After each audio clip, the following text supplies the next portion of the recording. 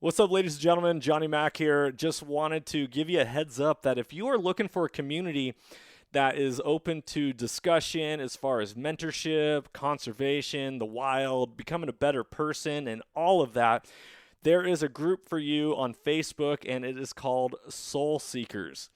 Soul Seekers, we are all about making ourselves a better person. We're all about making sure hunting lasts for generations to come and encouraging people to get plugged in. Whether you are someone who has something to give or someone who needs to soak it up like a sponge, this is a community for you, and I strongly encourage you that if you're on Facebook to join Soul Seekers, and if you're not on Facebook, hop on there just for that group. It is only going to be as powerful as we all make it. And so just remember that life happens for you, it doesn't happen to you, and that you can't outgive good. You can't outgive good, people. I want you to understand that, and I want you to believe it, because when we believe that and we lead with courage and we lead with intention, lives are changed, lives are transformed, just like on this podcast, transformation through primal adventure. Be blessed. Enjoy this episode. Talk soon.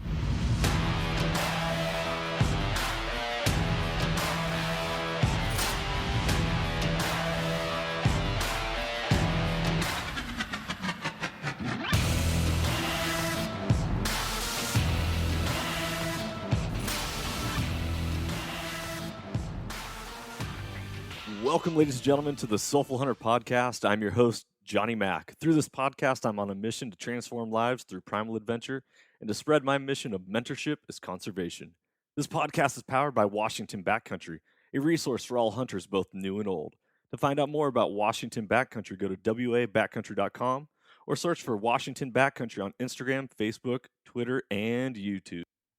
The Soulful Hunter Podcast is also proudly presented by the Crazy Elk Company. Based out of the state of Washington with products made in America, they are providing solutions with gear to problems you didn't even know you had.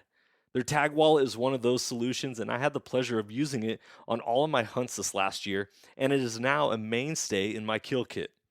The tag wallet is a water-resistant zippered pouch that comes with its own reusable zip ties to safely and securely store your notch tag for quick and easy access. For more information, go to crazyelkcompany.com and use the code SOULFUL with a capital S to save 20% at checkout.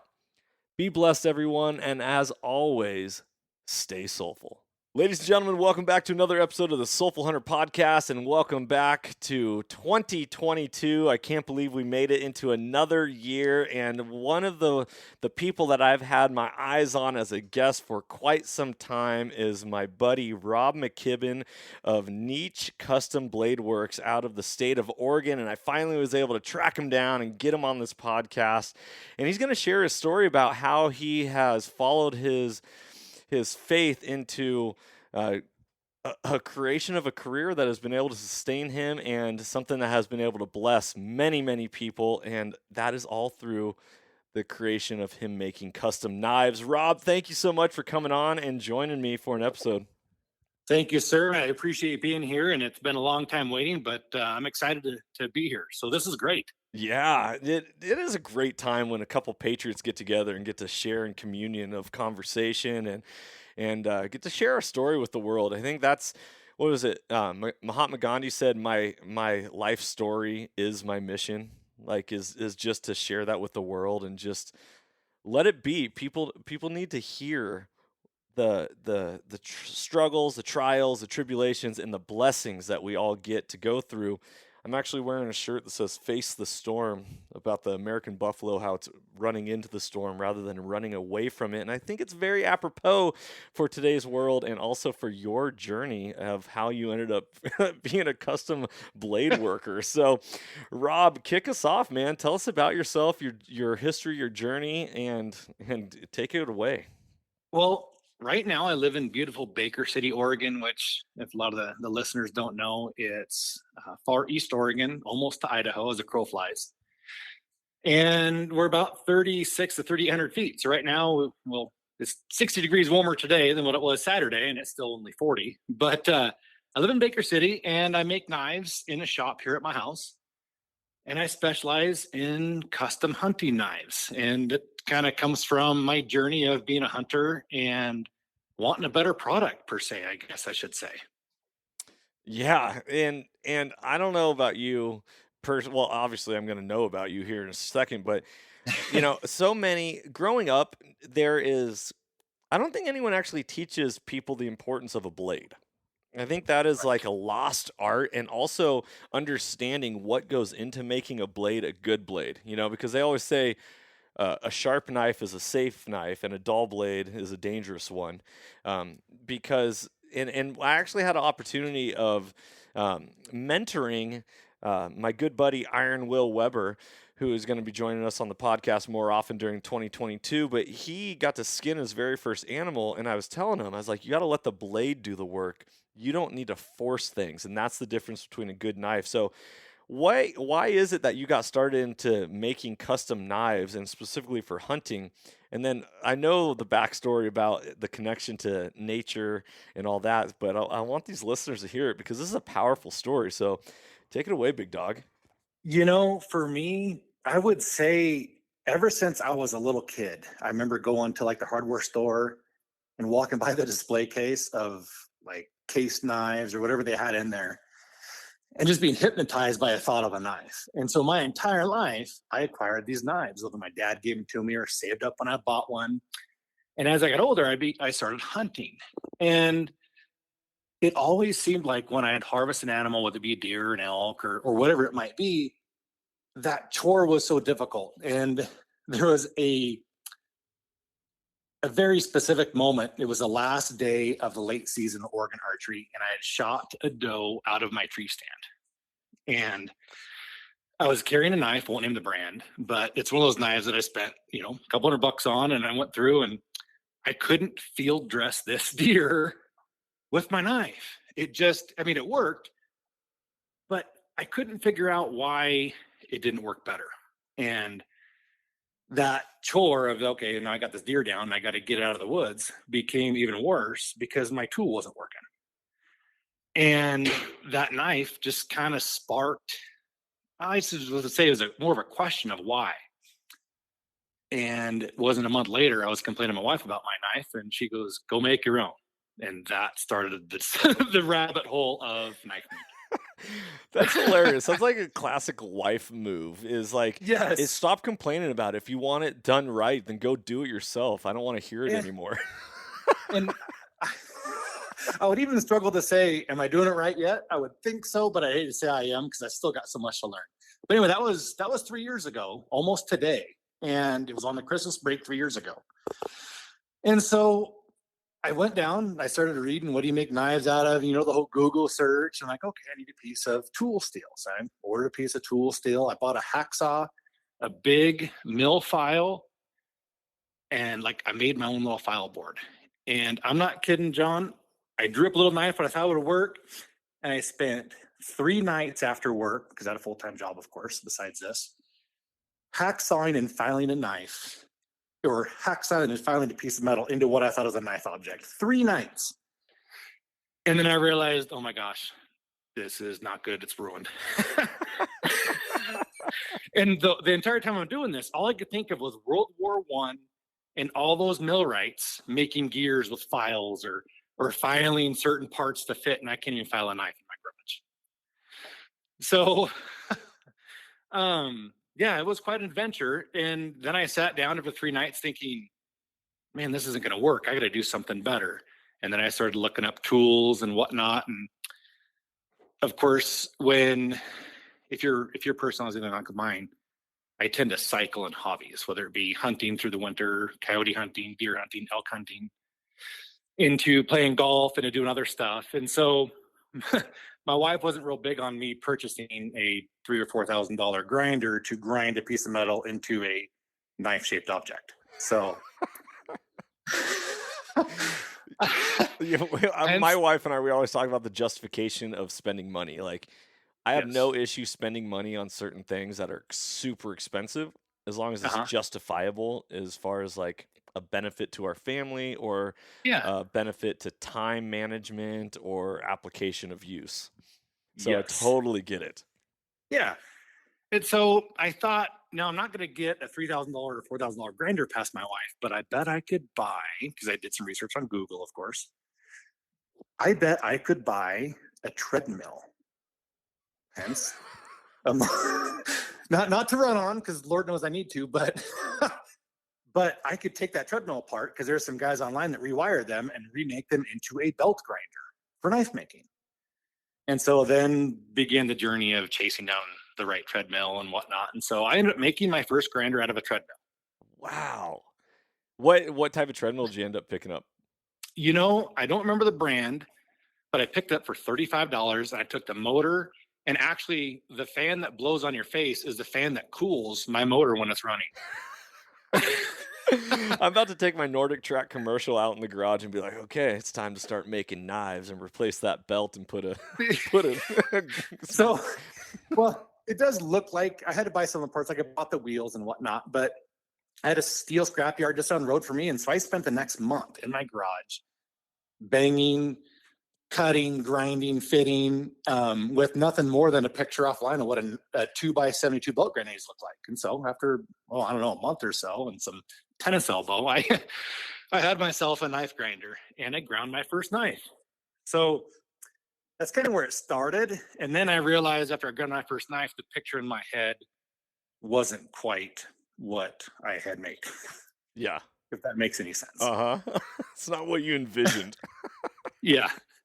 And so from there, I kind of started making sharp objects. I guess I could call them knives. And I had friends, like, hey, I'll take one of those, or hey, is that one for me? And so I'm making all these knives and changing them things and get different steels and whatnot. And then,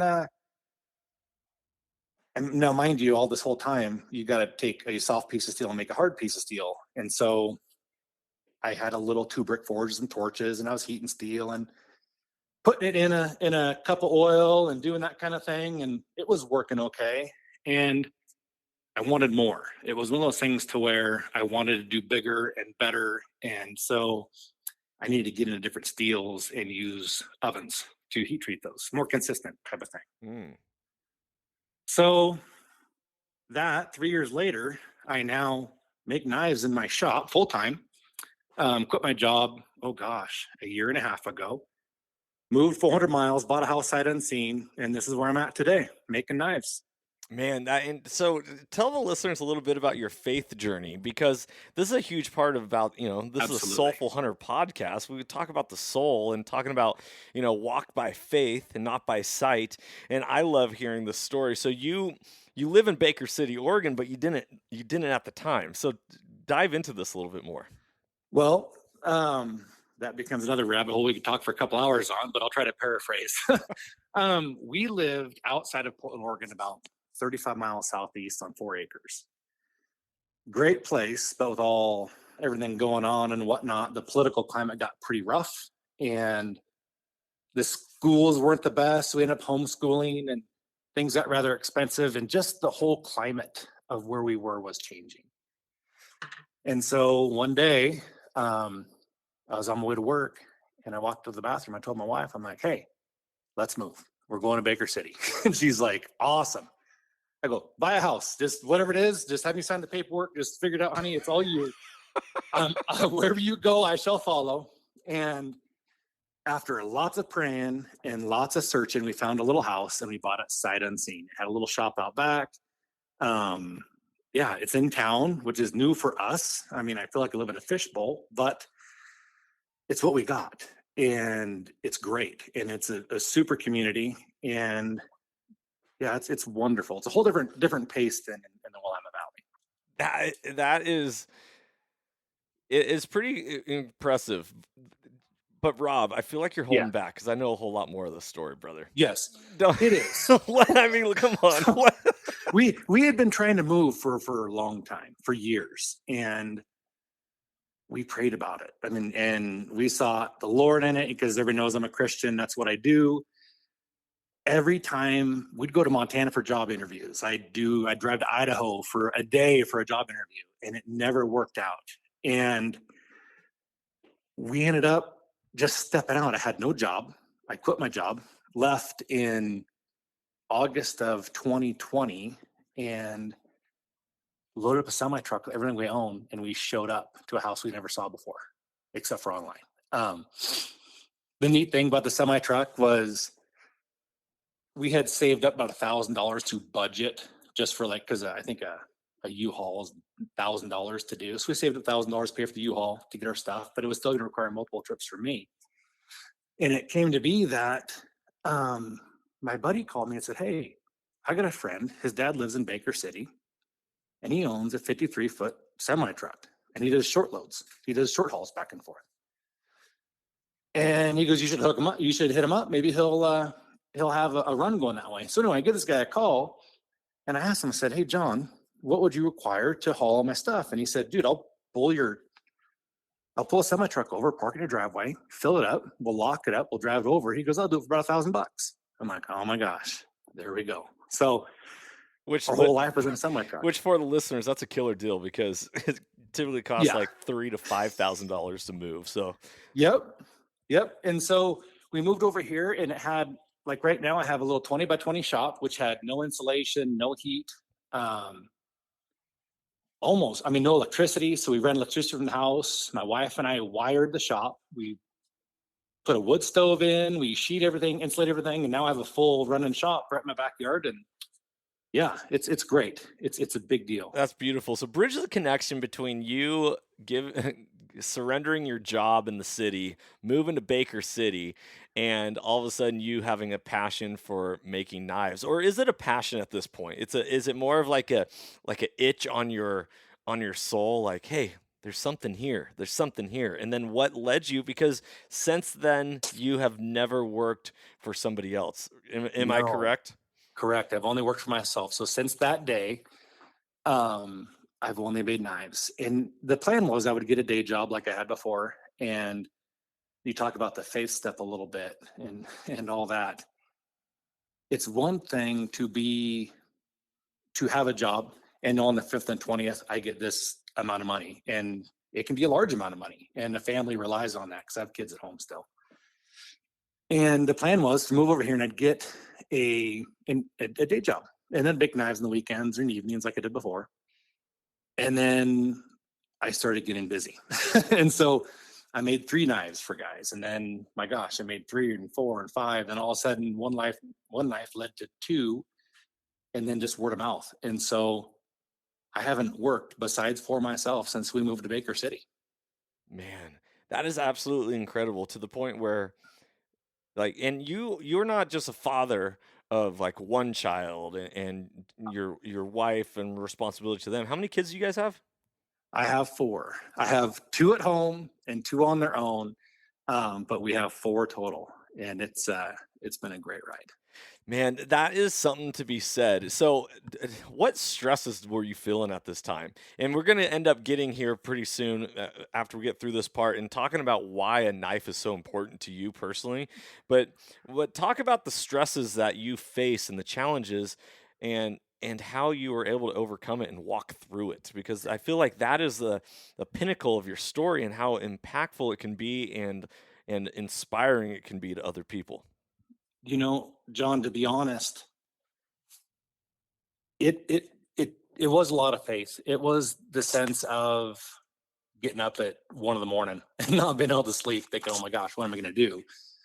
And praying. It's like, "Lord, I need this, I need that." And at first it was like, it was a bit stressful. I mean, because there is the normal America, whereas you get up at 5 o'clock, you go to work, you do your thing, you collect your paycheck, and this is going to delve into other stuff, just be a good boy and do what you're told, and you get paid and you go home. And for me, when we decided to really, out of necessity, step out of that, and I was just going to go out and, pardon the pun, grind every day, it wasn't without lots of prayer and lots of seeking for assistance. Yeah. Because when you really get down to it, I was taught my whole life. My dad was a business owner, but you work every day. And my definition of working every day was at a job. It was like, this is what you do. And for me to say, okay, I'm not going to do a job, I'm going to go out and play in my shop, right? I'm going to go out and make a knife. And so in Montana wants a knife for this hunt, and I'll go make that knife. To me, it was like a part of me was not doing what I was supposed to do. Mm-hmm. So it took a little bit of convincing, and through support of guys like through you, through the support I get on Instagram, through all my customers I've been making knives for, it's been a really cool journey, and everything I have has been provided. Yeah. It's pretty neat. And even I've only been making knives 3 years, and it's very humbling, the fact of the gifts that have been given to me, the blessings, meeting you, meeting everybody that I've kind of met over the last few years. It's just, it's almost humbling. It's kind of, when you get down to it, I start softening up and thinking about it. It's pretty humbling what I can do on a daily basis. And gosh, when I provide, let's say, when I make you a knife, John, and you go hunting and you take an elk report with that knife, a piece of me was there, because we can delve into the whole knife thing of being, to me, it's a primal tool. It's like an extension of your hand. It's kind of like one of the first tools I believe that man needed to do what he did. And when it's made for you and there's a craftsman behind it, which we don't see a lot of too much anymore in this country, Mm-hmm. it's a good thing. It's a real good thing. It is so interesting what you're talking about when you're like, I was go to work, do my job, be compliant. That really made me think about how I was raised, is just kind of keep your head down, stay in your lane, don't draw outside the lines. Just do what you're supposed to do. Be a good boy. And the issue is that when I take that and I apply it to what I know from the Bible, where you talk about Peter, when Jesus called Peter out onto the water, when his eyes were down and focusing on what he just knows, is when he started to sink in the water. But when he picked those eyes up and he kept his eyes on God and he lived by faith, he was able to walk on water. And I really find that extremely applicable and ironic, in that there's no coincidences that when you decided to take your eyes up and lift them up off of your current circumstances in your lives, and you're like, okay, baby, either you're the God of all or you're not God at all. Let's do this. Let's dance. Let's get out there. Then your life all of a sudden just was opened up for all these blessings to flood in, and it's a beautiful thing. And then ironically, you're also talking about being a knife maker, which brings me to one of my most favorite verses in the Bible, Proverbs chapter 27, verse 17. And I like to read out of the KJV. Do you know that verse by chance, Rob? You know what I'm talking about? Please refresh my memory. Iron sharpeneth iron. Oh. So a man sharpeneth the countenance of his friend. I've got that on the plaque in my office, or in my shop. Yes. Which is very applicable for a knife maker, right?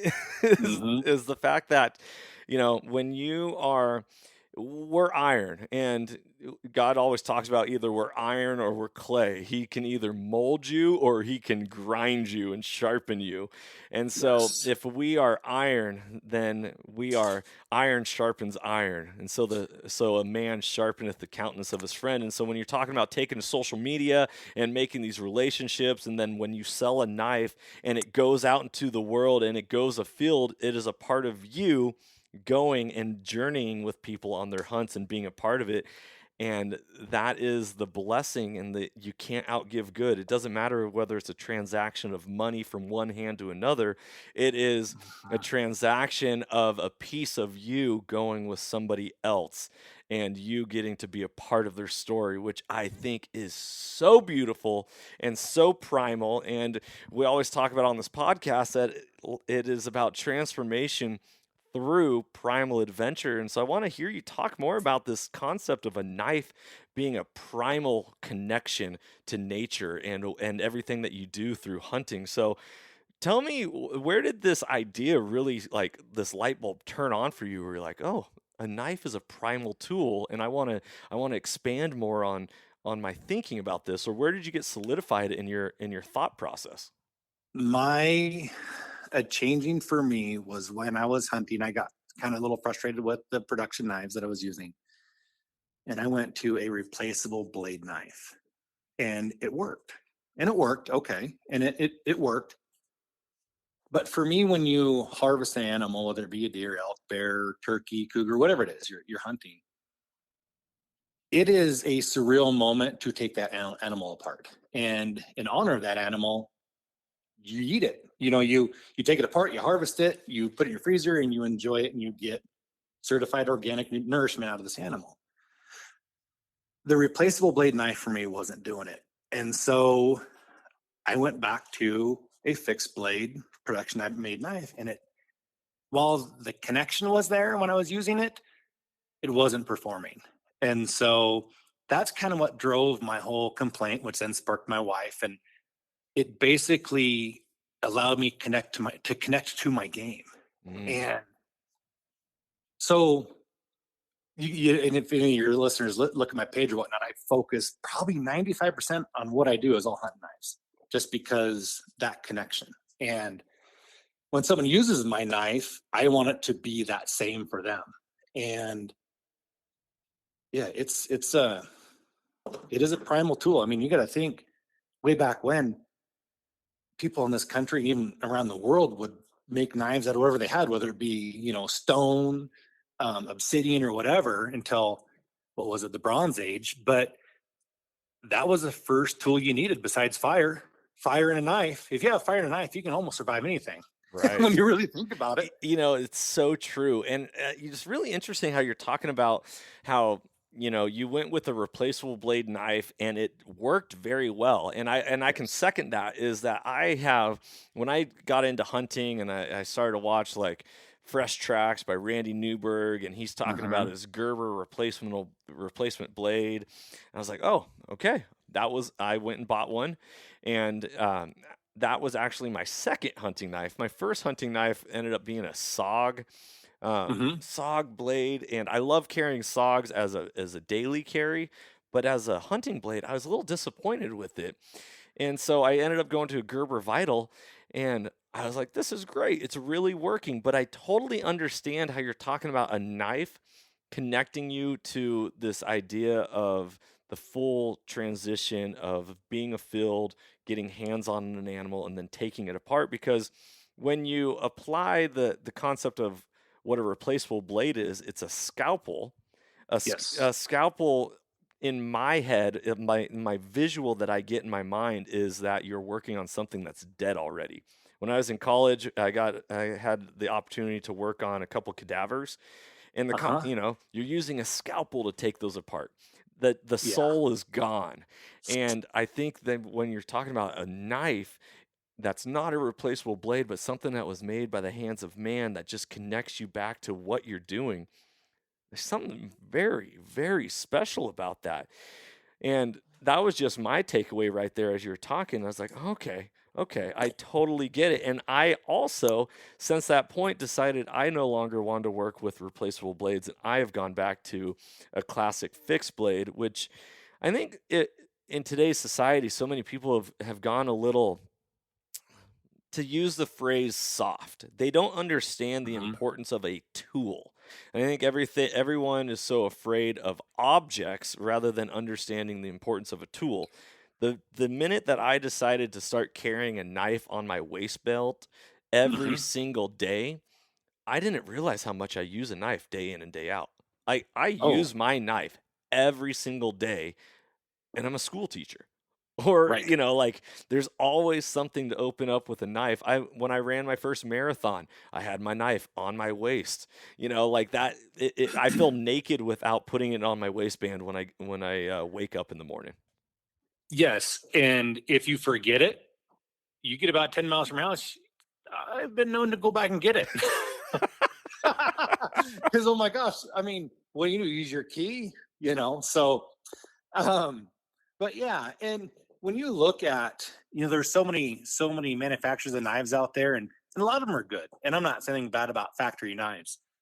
I use them my whole life. I use them for 40 years. But there are certain things we as custom makers can do with heat treatments, geometry, and stuff, because of course everything in knife making is a trade-off. When you buy a commercial made knife, it's made to do every task okay.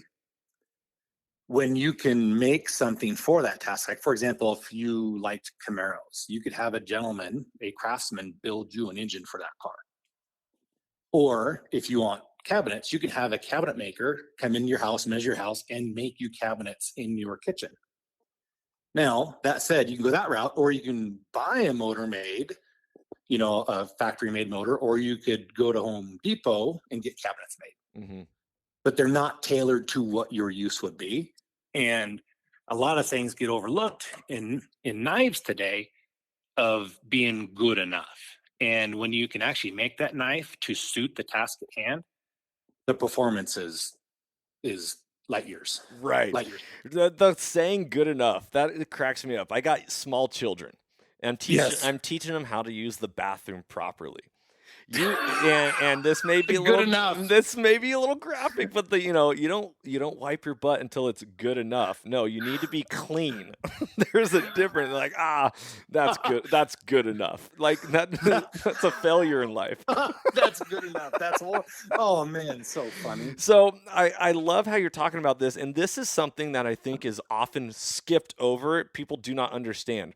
The value of a knife can be held in two different areas. Number one, the fact that it's a custom made blade and it took a 100% one person to create.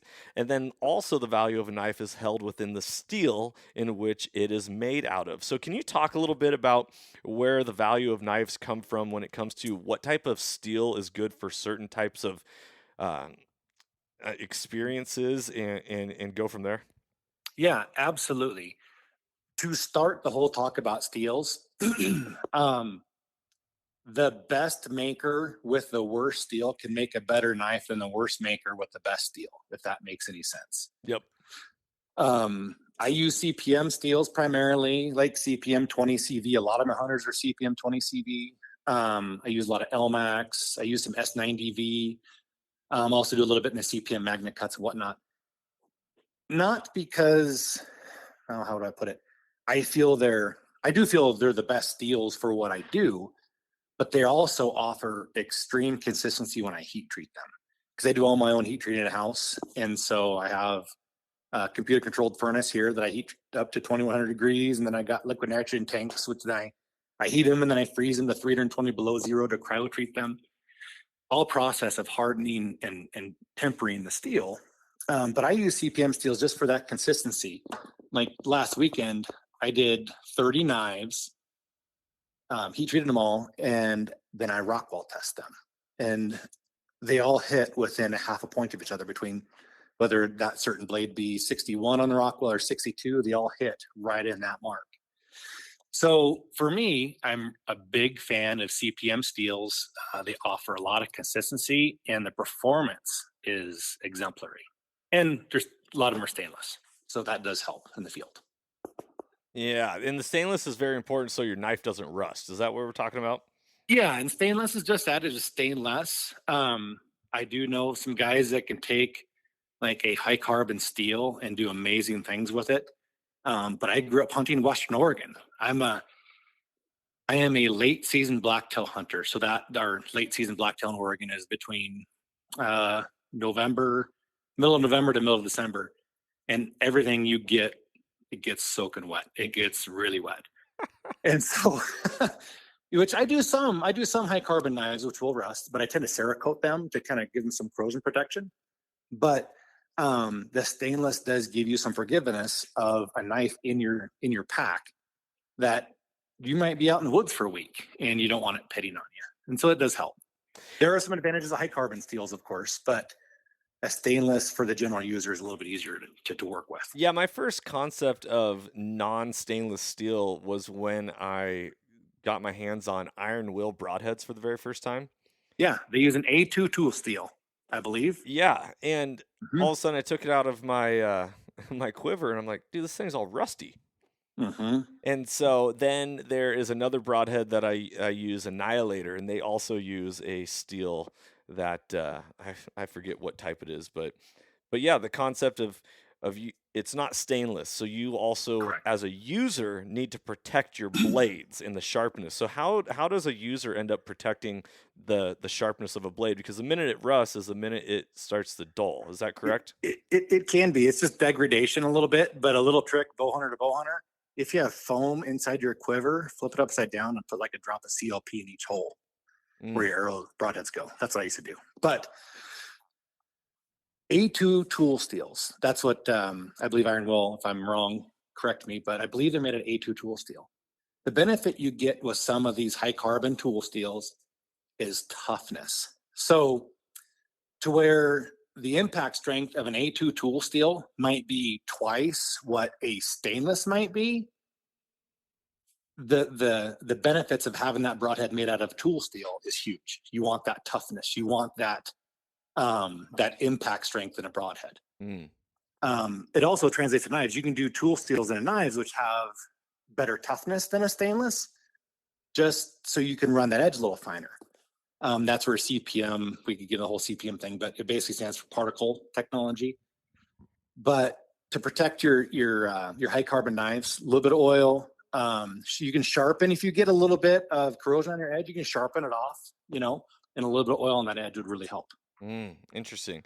Okay, so I'm envisioning like a sliding scale. On the left side of the scale is the ease to sharpen, and on the right side of the scale is the hardness and the dullability, like the edge retention, I guess is the best way to say it. Is that accurate? Is like if you want to be able to easily resharpen a knife, then you got to go with a softer steel, and then vice versa. And then as an outdoorsman, as a hunter, where do you like your blades to fall, or what's your personal preference? Okay, a lot of thought process by some people, I would say, or a lot of people, is that a softer steel sharpens easier. I find that to be the opposite. A harder steel, it's kind of like if you were to take sand and try to make an apexed edge out of sand, it doesn't create that nice fine apex. It's too soft. If you take a harder steel and you sharpen it down, it'll hold that really fine apex much better than a softer steel, and it'll create a better burr. To where when you get steels that are so soft, they don't like to make that real fine apex, which creates that razor sharp edge, if that makes any sense. Yes. So for me, I use diamond stones. Sharpenability comes from, I like a steel anywhere 60 to 63, depending on the Rockwell scale.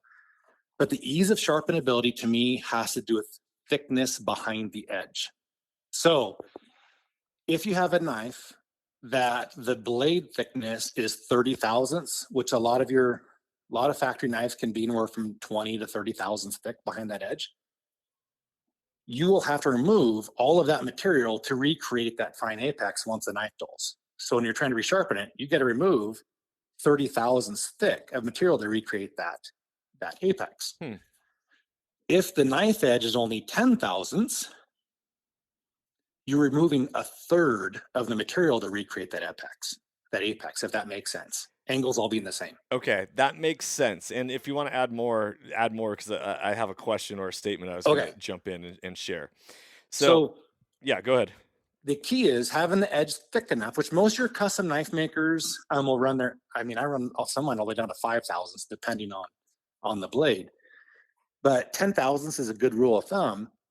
If you have that edge and you got to remove 10 thousandths versus 30, could be 3 times easier to get that apex back than if you had an edge that was 30 thousandths behind.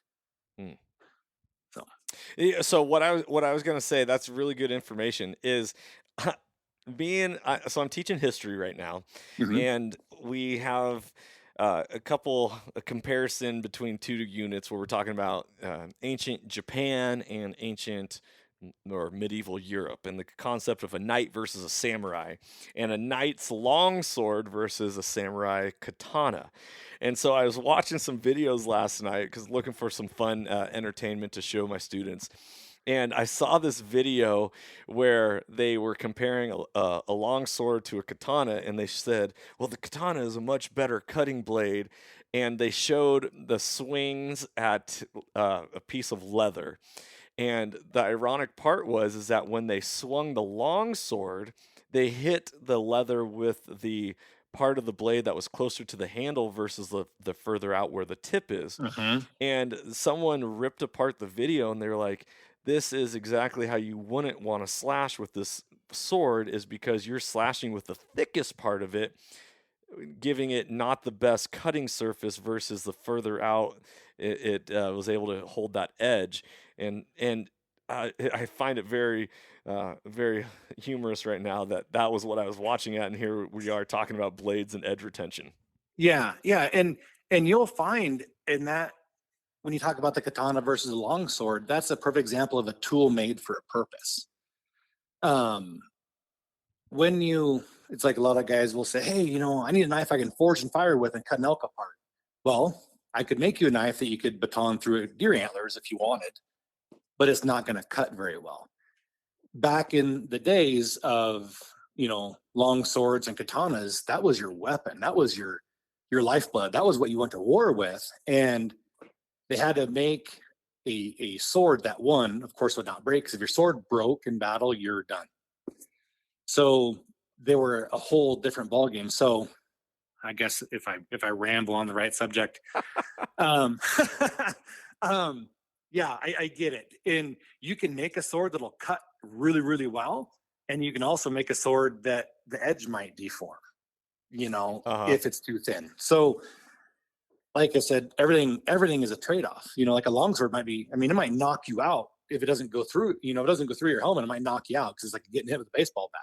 Yeah. For a katana, it might go through. I don't know. I'm not a swordsmith in that sense, but I am hypnotized by the look and the art of the Japanese katana. It's something. It's beautiful. You get me on National Geographic, and I'll be watching katana making all day long. I love it. Have you ever thought about being on the show Forged in Fire? No, no. I don't forge. I do stock removal knives out of stainless. I don't think Forged in Fire is a really cool show, and I won't lie, I do watch it. I think I've seen them all, and I got some buddies that have been on it. But it's not for me, and it's really tough because it takes 3 weeks to film an episode, and 3 weeks, if I do this to provide for my family, 3 weeks of a chance to win $10,000.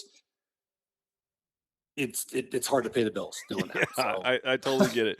I totally get it. Okay, so when it comes to resharpening your knives, and you being a hunter, and you understand how you need to make sure a knife holds up through, and your measurement, at least in our conversation, has always been you can get through an entire elk without resharpening this knife.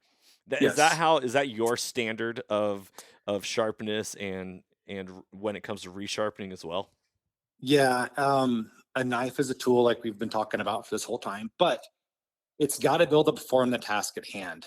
So when I generally look at a knife steel, a heat treated geometry, if it's going to a deer or elk hunter, any big game hunter for that, moose would be pretty tough, but the goal is to get through the job at hand and not need to service the knife in the field. Mm-hmm. So my thought is, when I'm out hunting and I shoot an elk, I want to be able to take that elk apart. I want to quarter it down. I don't carry a saw. I do everything at the joints.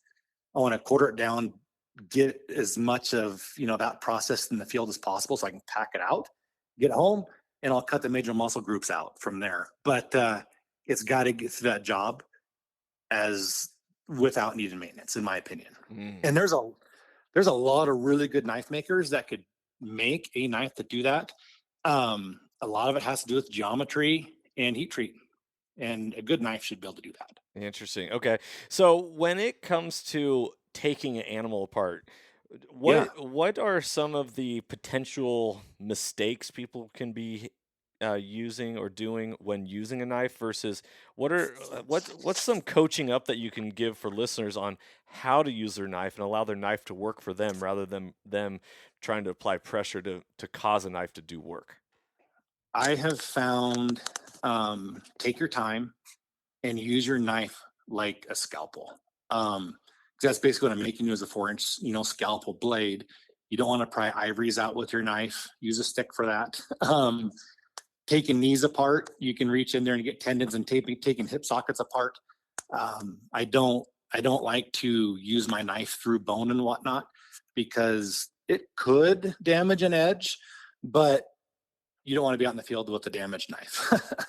But the main thing to do is treat it like a scalpel. Use it as a slicing tool and take that animal apart with finesse. And it's just use your knife with finesse. And if it's difficult, it might not be the right way to do it, if that makes any sense. Do you carry a field sharpener with you when you're out? I don't. That's because you put trust in your knife to do its job. Yeah.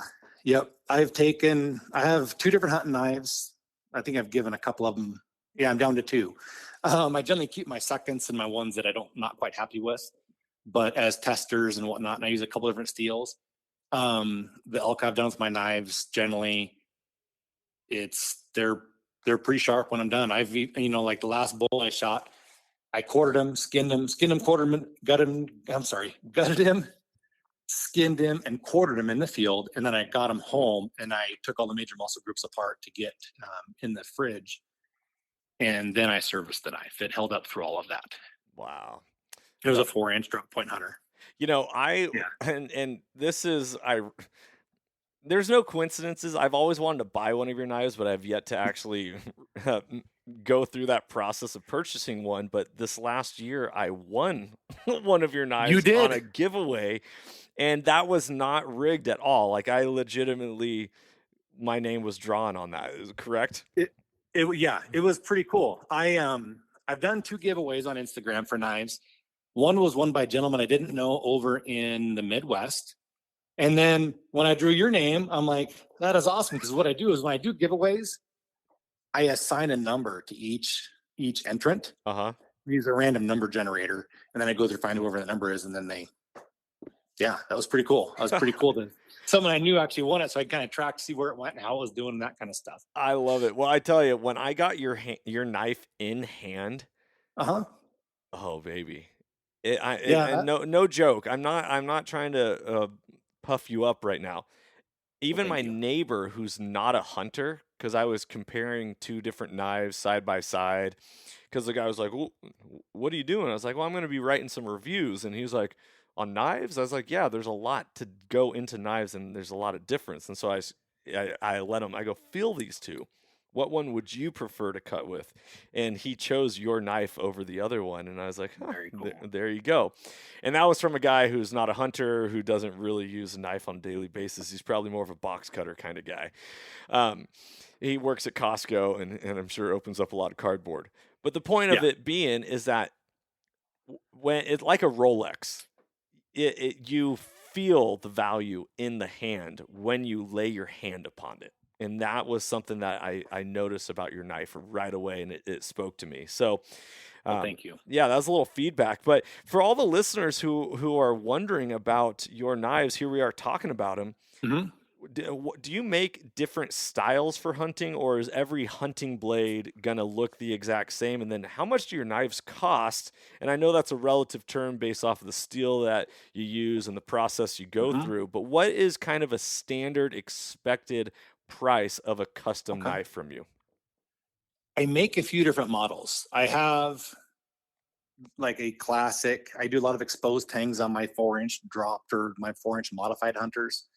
4-inch blade. I taper the tangs on those, and actually a full 4-inch hunter of mine weighs just at or under 5 ounces. So I'm making it from that to where what you won was my Alpine knife, and that weighs in, I think they're just under 3 ounces. The 3-inch blade, 4.5-inch handle, and I run carbon fiber scales on those. But I make them all by hand. I do everything in house. I get the steel shipped to me from a supplier, and then I cut them out, drill them out, and I grind them all and do everything in house. Some knives may take me 10 to 25 hours of labor to get one done, all depending. But that said, and I can also do custom orders if someone has something custom they want to make. But my knives they start at $250 and they run on upwards beyond $500. Gotcha. Depending. And the Alpine knife that I won, what is the value of that? Those run $295. That's a killer deal for an amazing knife. Well, thank you. My goal with those are to keep them reasonable, because Yeah, we all work for our money. So, Yes, we do. so my goal is to work as hard as I can to produce the best knife I can for that amount of money. And that's been a pretty good knife. It's been a real good knife. And one of the things I love about your knives is that you also make custom kydex Yep. sheaths for them as well, which is a nice touch. I think that's super awesome. Yes. And for most guys that hunt, I would say most Western hunters or a lot of Western hunters don't really wear a knife on a belt. So if you order a knife from me and you want a belt loop, let me know. If you'd like to wear your knife on a belt, let me know. I'll put a belt loop on the knife. But most Western guys over here tend to just throw the knife in the pack. Or a lot of guys are sticking in their bino harnesses. So I take the belt loops off to make them more compact because I have found a knife, I'm a big guy, so I don't worry so much between 3 ounces or 5 ounces. If I ate less breakfast, I would make up that difference. But what I have noticed is bulk is tough when you're packing stuff, when you're carrying gear. And so 2.5 ounces versus 5 ounces doesn't hurt me that much, but I try to keep the knives compact in the way I sheath them and make them so that they fit in your packs and they're not. I will say that I got to lay my hands on one of your knives. This was 2 years ago when you did a fundraiser for Backcountry Rookies Oh yeah. podcast, and one of their guys passed away unexpectedly, and you were help supporting fundraiser for the family and the funeral costs. Yes. So I got to lay my hands on that, and my first initial reaction was that it was a big and a heavy knife. And I was like, oh man, I love these. I want to support them, but that felt like I can't justify carrying that into the backcountry when I'm packing in. And so when I won your Alpine knife, I was like, okay, this is speaking my language. Is that a knife what one was that you were talking about, or that you made? That knife I made for that giveaway, you got to figure that was, if I've been in this 3 years, that's been 2/3 back in my entire knife journey. Wow. So that was one of the prototypes I made. Actually I made that for myself and I never got to use it because when the fundraiser came about for the family, for the widow and the kids of the family, that's the only knife I had available because I generally don't keep an inventory. So that was what I had. So that's when I donated. I boxed it up and donated because it's still brand new. I just finished it for myself. But that was a precursor to my backcountry knife. I have the Alpine. I have the Backcountry, which is a little bit bigger knife. But since then, I have sized that knife down to lighten it up quite a bit. Gotcha. Changed drilling patterns, taking some weight out of the tang. I can taper tangs back. So yeah, that one was a little bit weighty, but it was newer in my design prospect. So that's so wild. I must have caught you right at the beginning of your knife making. I think you caught me in the first 6 months. See, and that goes back to me saying I want to get you on a podcast, and I finally was able to get you. And such a neat thing about, and actually you can go through, if you look, I have an Instagram page. All the viewers can look at that if they like, but you can see the evolution of a design of a knife, and it's almost, I'm a believer in God and gifts and whatnot, and He's given me this ability to do, which is amazing. But you can see the evolution of a design.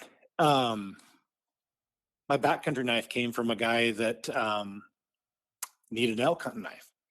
My Alpine knife, believe it or not, designed by my daughter when she passed hunter safety. Wow. So we came out in the shop. I told her I'd make her a knife for her first elk hunt this year. She's 12. And I go, we'll come out, we'll pick the steel, I'll tell you all about the steels. And we homeschool, so we called it shop class that day. And so we picked the steel, we ground out the profile, and she's like, well, I like it like this. I like a longer handle. So we kind of did it. That was her knife. The knife that you won is the knife she and I designed together after she passed her hunter safety. Wow. And so that's special. When she held it in her hand and said, this is the one I want. And she has the original with her name on it. And so I'm like, cool. This is great knife. And so I ended up making more of them. Man, so cool. There's no coincidences in life. And that's when we walk out our journey and we do things with love, You can't outgive good.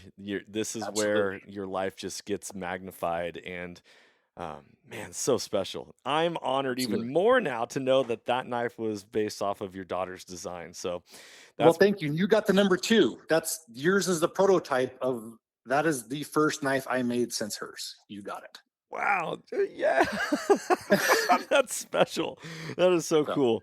Okay, so absolutely. one of the funny things that you just got done saying is that, well, you Yeah. can go to my Instagram and see the evolution Yeah. of my knives if you want to. You don't have to. But in Right. reality, you don't have a website right now, and you're doing all of your sales through your social media. Through And social media. and so in reality, in order for somebody to support you and to get one of your custom knives, they actually have to go to your social media. So how do people find you? Where are you at? And how can we direct traffic so that we can support you and your family, but also support these hunters on the journey with Oh, having a better tool in hand? absolutely. You can find me on Instagram. My username is at Rob M Niche. So it's at ROBMNICHE. And on Instagram, I have a website, but I haven't made it viewable to the public yet because I have no inventory. So if you want a knife made, I generally run 2 to 3 months out to get one done. But yeah, hit me up on Instagram. You can direct message me, and we can get you squared away. Awesome.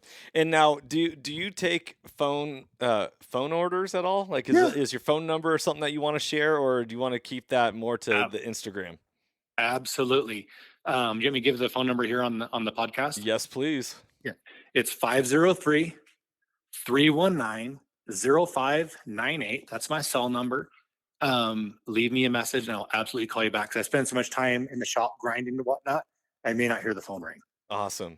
That's 503-319-0598. And if Yes, you sir. are a hunter or even somebody who just wants to have a piece of art that is tangible and applicable, reach out to Rob, get one of his knives, support him on his family. Know that what you're paying for is not just something that is machine made in mass production. It is a work of art, and we are called to use our hands and our talents to bless others, and that is what Rob is doing. So no better gift than to be able to support him on his journey. Rob, brother, thank you so Thank you. much for sharing your story, man.